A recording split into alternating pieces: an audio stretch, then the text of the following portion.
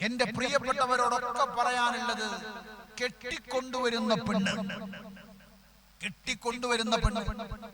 പലപ്പോഴും പറയാറുണ്ട്, ജീവിതത്തിന്റെ തുടക്കം നന്നാവണം.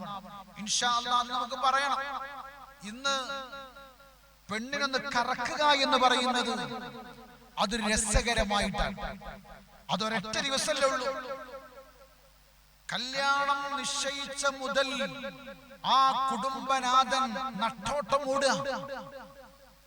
ദിനം പ്രതി സ്വർണത്തിന് വില കൂടുമ്പോ, പടച്ചോനെ എന്റെ മോളിറങ്ങുമ്പോ ഒരു 5 പവൻ ഞാൻ കൊടുക്കണം. എന്റെ മൂത്ത മോൾക്ക് ഞാൻ 30 പവൻ കൊടുത്തിട്ടുണ്ട്, ഒരു 10 പവനെങ്കിലും കൊടുക്കണം. അന്ന് ഞാൻ ഗൾഫിലായിരുന്നു, ഇന്ന് ഞാൻ നാട്ടിലാ. ആ പാവം സങ്കടങ്ങളുണ്ട്. വൈകുന്നേരം ആ ചാരി കസാലയിൽ ഇരുന്നിട്ട് കട്ടൻ ചായ കുടിച്ചിട്ട് ചിന്തിക്കുന്നത്, പടച്ചോനെ ഞാൻ എന്ത് ചെയ്യും.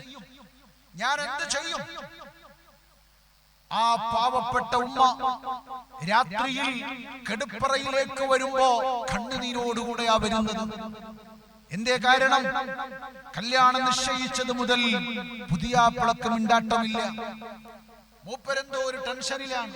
ഒരു 10 രൂപ പോലും മോൾക്ക് വേണ്ടിയിട്ട് സുരക്ഷിച്ചിട്ടില്ല. അങ്ങനെ കല്യാണത്തിന്റെ ദിവസം വരുമ്പോ ക്യാമറക്കാരൻ പറയാണ്, 2 സ്റ്റെപ്പ് ചവിട്ടിയിട്ടാവണം പെണ്ണിനെ ആനയിച്ചു കൊണ്ടുവരേണ്ടത്.